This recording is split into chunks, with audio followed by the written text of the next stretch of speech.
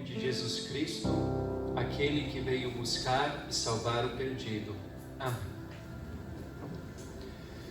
Qual é a sua reação quando alguém lhe corrige por fazer algo errado? E quando você precisa corrigir alguém, como você tem feito isso? Qual costuma ser a reação da pessoa? A verdade é que todos nós temos certa dificuldade para lidar com essas situações. Seja para corrigir alguém, mas principalmente quando nós somos corrigidos por outra pessoa.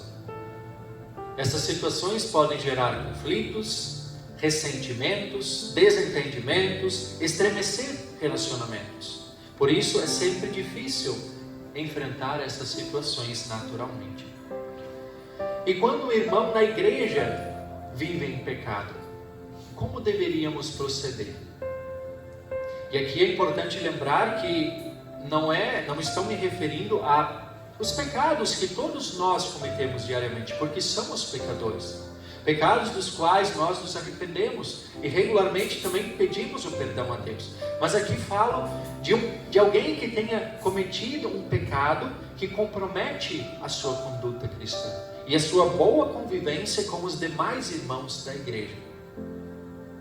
E diante desse erro, diante desse pecado, a pessoa não reconhece o seu erro. Como devemos agir nessas situações? Será que deveríamos repreender aquele que pecou e apoiar a vítima? Deveríamos condenar o irmão e excluí-lo da congregação? Como devemos proceder? O Evangelho deste domingo trata justamente dessa questão. E algumas pessoas, inclusive, consideram a parte final do nosso texto de hoje, Mateus 18, versículos 15 a 20, como se fosse uma espécie de manual de exclusão da igreja. Como se fosse um passo a passo de como proceder com membros que estejam vivendo em pecados, a fim de excluí-los. Mas será que esse é o principal objetivo do texto? Excluir alguém da igreja? Para responder a essa pergunta, nós precisamos entender todo o contexto desse capítulo 18. E tudo começa com a pergunta dos discípulos: quem é o mais importante no reino dos céus? Ou como traz a nova tradução na linguagem de hoje, quem é o mais importante no reino dos céus? Em resposta à pergunta, Jesus chama uma criança, coloca a criança entre os discípulos e diz: em verdade lhes digo, se vocês não se converterem e não se tornarem como crianças, de maneira nenhuma entrarão no reino dos céus. Portanto, aquele que se humilhar como esta criança, esse é o maior no reino dos céus. O que será que Jesus está querendo ensinar ao usar uma criança como exemplo para falar do maior, do mais importante no reino dos céus? Alguns poderiam dizer que é por causa da pureza e da inocência das crianças, mas eu já conversei, já falei sobre isso com as crianças, e nós sabemos que as crianças não são assim tão puras e inocentes. O que então Jesus está querendo ensinar? Novamente, o contexto é muito importante para nós entendermos o que Jesus está querendo dizer. E nesse caso, o contexto histórico-cultural daquela época. Naquela época, tanto entre judeus como entre gregos, as crianças eram muito desprezadas. Ninguém via as crianças como exemplos de pureza e inocência, como hoje em dia muitos defendem. Muito menos as crianças eram vistas como um exemplo de boa conduta moral. E isso principalmente por quê? Por as crianças serem totalmente dependentes dos adultos para qualquer coisa. Por isso as crianças eram desprezadas, por causa da dependência delas. E todos nós sabemos o quanto as crianças são dependentes. E também sabemos que elas não são assim tão puras, elas já nascem pecadoras. Por isso, ao tomar uma criança como exemplo, Jesus está dizendo que o mais importante no reino dos céus é justamente aquele que está em maior necessidade, justamente o mais dependente. Em outras palavras, o maior é o menor. Parece contraditório, mas os mais importantes são estes pequeninos que creem em mim, diz Jesus. E receber a um destes pequeninos é receber o próprio Jesus Cristo. E Jesus ainda adverte que, com relação a esses pequeninos, se alguém os fizer tropeçar, ai deles. Seria melhor, e são palavras duras, amarrar uma pedra de moinho no pescoço e jogar-se no fundo do mar. Os pequeninos, eles precisam ser cuidados. Eles não apenas devem ser cuidados, como deve-se fazer de tudo para que eles não se percam. E Jesus então, ele conta a parábola da ovelha perdida, um pastor que deixa 99 ovelhas para ir em busca de apenas uma que se perdeu. Isso mostra que esse é o desejo de Deus. Que se faça todo o possível para recuperar aquele pequenino que está se perdendo. Aquele pequenino que está vivendo em pecado e que corre o risco de perder-se por causa desse pecado. Deve-se fazer todo o possível para trazê-lo de volta. Como diz Jesus, porque o Filho do Homem veio salvar o que estava perdido. Foi para isso que ele veio. E depois desse contexto inicial, aí então nós chegamos à parte do texto onde Jesus de fato orienta como devemos proceder com estes pequeninos. E os pequeninos são justamente aqueles que estão vivendo em pecado, que estão sob risco de perder-se. E aí Jesus orienta como proceder com estes irmãos. Inicialmente deve-se procurar o irmão em particular.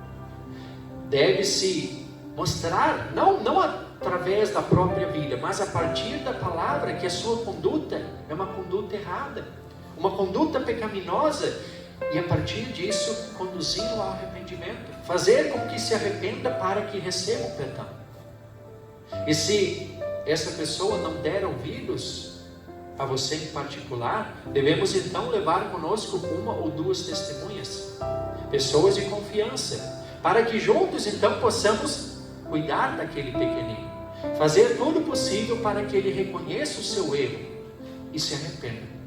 E é importante lembrar sempre que todo esse processo deve ser conduzido sem julgamentos, não com orgulho, com arrogância, mas em espírito de humildade e amor, mostrando que queremos o bem daquele irmão, que queremos que ele se arrependa e receba o perdão de Deus.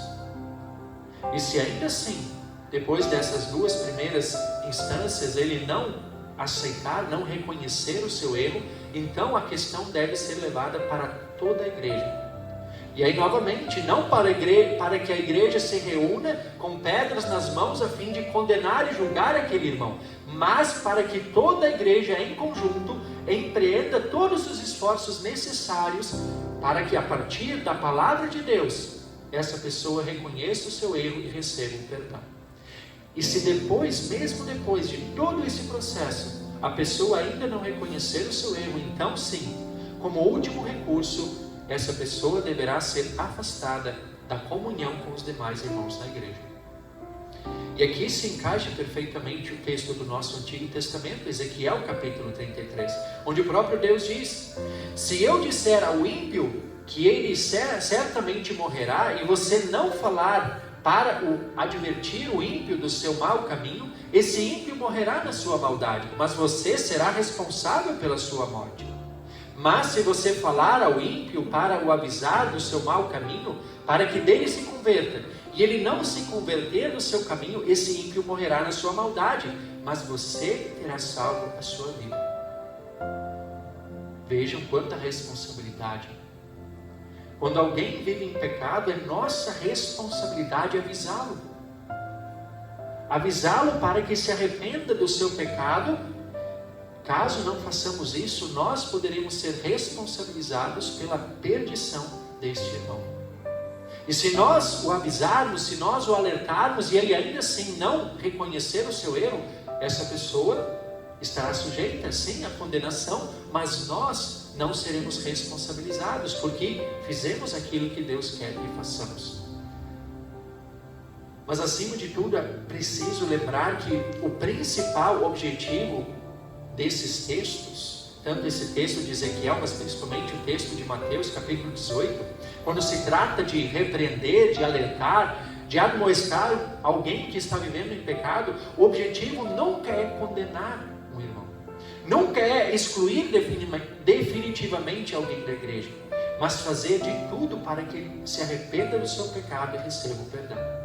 Por isso, até é tão importante a gente sempre entender todo o contexto, principalmente desse nosso texto de Mateus capítulo 18. E como eu já disse, é de fundamental importância que sempre todo o processo seja conduzido com uma maior humildade, com espírito de humildade, de mansidão, de amor, demonstrando a clara intenção de ajudar aquele irmão que está vivendo em pecado. Infelizmente, em muitos casos, mesmo diante de todos os esforços, o arrependimento não acontece. E nessas situações, sim, deverá acontecer um afastamento. Porém, até mesmo quando acontece esse afastamento, essa exclusão, o objetivo não é rejeitar essa pessoa definitivamente, mas é fazer com que ela reflita sobre o seu erro, para que entenda que assim como ela foi afastada da convivência da igreja, ela está se excluindo da presença de Deus, por causa do pecado no qual está vivendo. E tudo isso para que ela reflita, caia em si e possa se arrepender. E assim que essa pessoa se arrepender, que ela demonstrar arrependimento, ela deverá receber o perdão e ser acolhida na igreja novamente. Por isso, Mateus 18, 15 a 20, não é um passo a passo para excluir alguém da igreja, mas são orientações do próprio Jesus de como devemos proceder para com alguém que está vivendo em pecado, para com alguém a fim de recuperar aquele pequenino que está se perdendo. Por isso, devemos entender o contexto. Devemos fazer todo o possível para ganhar aquele pequenino que está em risco de perder-se. Afinal de contas, o mais importante, o mais necessitado é justamente este pequenino, aquele que está correndo o risco de perder-se. Ele está numa necessidade imediata de ser recuperado. É por isso que ele é o mais importante no reino dos céus. A estes pequeninos devemos dedicar uma atenção e um cuidado todo especial. É uma grande responsabilidade.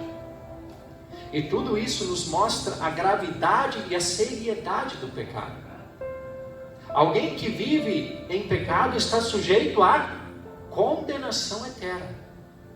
E o próprio Jesus deixa isso muito claro quando ele diz: se a sua mão ou o seu pé leva você a tropeçar, corte-a e jogue fora. Pois é melhor você entrar na vida manco ou aleijado, do que tendo as duas mãos ou os dois pés ser lançado no fogo eterno. E se um dos seus olhos leva você a tropeçar, arranque-o, jogue-o fora. Pois é melhor você entrar na vida com um só dos seus olhos, do que tendo os dois ser lançado no inferno de fogo. Vejam que a consequência mais terrível do pecado é a condenação. É o fogo do inferno. É uma consequência terrível. E mesmo que nós seguíssemos à risca essas recomendações de Jesus, mesmo que cortássemos nossas mãos, mesmo que cortássemos os nossos pés, arrancássemos os nossos olhos, ainda assim nada adiantaria. E é claro, é preciso lembrar que a intenção de Jesus não era que alguém seguisse isso literalmente. Mas Jesus fala isso para justamente alertar sobre a gravidade do pecado que condena ao fogo do inferno. O pecado, ele faz parte da nossa essência, ele está impregnado no mais íntimo do nosso ser. Como diz Davi no Salmo 51, eu nasci na iniquidade, em pecado me concebeu a minha mãe. Por natureza somos pecadores. Lutero, ele dizia que somos todos como sacos de vermes. E nada do que fizéssemos poderia reverter essa triste situação. Mas o que é impossível para nós, não é impossível para Deus. Porque Jesus Cristo veio ao mundo justamente para nos livrar do nosso merecido e triste destino. Foi a humilhante cruz que trouxe para nós a maior esperança, a mais preciosa das esperanças. Jesus permitiu que suas mãos e os seus pés fossem furados para que os nossos pecados fossem pregados numa cruz. Em meio às nossas fraquezas, nós encontramos consolo na cruz de Cristo, sabendo que o próprio Deus enviou o seu Filho para nos livrar do nosso maior problema, do nosso maior tormento, dos nossos pecados. Todos nós éramos ovelhas perdidas, mas Deus enviou o seu Filho, nosso bom pastor, aquele que nos recuperou, nos reintegrou ao rebanho, fez de nós novamente filhos de Deus, filhos amados de Deus. Por isso, a grande verdade é que diante de Deus, todos nós sempre seremos como crianças totalmente dependentes, que necessitam constantemente do perdão e da salvação de Deus. Ser o mais importante no reino dos céus é justamente reconhecer, assim como reconhece o salmista Davi no Salmo 32: enquanto calei os meus pecados, envelheceram os meus ossos pelos meus constantes gemidos todo dia, porque a tua mão pesava sobre mim dia e noite, e o meu vigor secou como no calor do verão. Quando nós temos essa postura humilde diante de Deus, essa postura dependente diante de Deus, nós também podemos confiantes exclamar: confessei-te o meu pecado, e a minha iniquidade não mais escondi. Eu disse: confessarei ao Senhor os meus pecados, e tu perdoaste toda a minha iniquidade. Deus nos perdoa por causa de Jesus Cristo, porque Ele veio justamente para buscar e salvar o perdido. E todos nós éramos perdidos. Ele nos resgatou. O perdão é um presente. O perdão é graça de Deus. Por isso nós somos felizes, bem-aventurados, como lembra Davi no Salmo 32. Porque em Cristo as nossas maldades são perdoadas e os nossos pecados são apagados. É nesse espírito de gratidão e de paz com Deus que somos orientados por Jesus Cristo a dar uma atenção muito especial aos pequeninos que estão sob risco de se perder. Assim como Deus procedeu conosco, Ele quer que também procedamos com estes pequeninos. Seu desejo é que eles sejam recuperados, seu desejo é que eles sejam reintegrados ao rebanho de Deus, e assim recebam a graça perdoadora e salvadora de Deus. E essa é uma das razões da igreja existir, para que, fundamentados na fé em Jesus Cristo, nós possamos cuidar uns dos outros. Hoje, eu e cada um de vocês podemos ser um instrumento de Deus para recuperar alguém que está na iminência de perder-se. Amanhã, talvez, outra pessoa seja um instrumento de Deus para recuperar algum de nós. É assim que nós devemos agir. Deus quer que sejamos seus instrumentos. E isso é uma grande responsabilidade. Mas ao mesmo tempo é um enorme privilégio saber que nós somos instrumentos de Deus para a salvação de pessoas. Que o Espírito Santo nos dê discernimento, paciência e muita sabedoria nesta nobre e sublime tarefa. Por Jesus Cristo. Amém.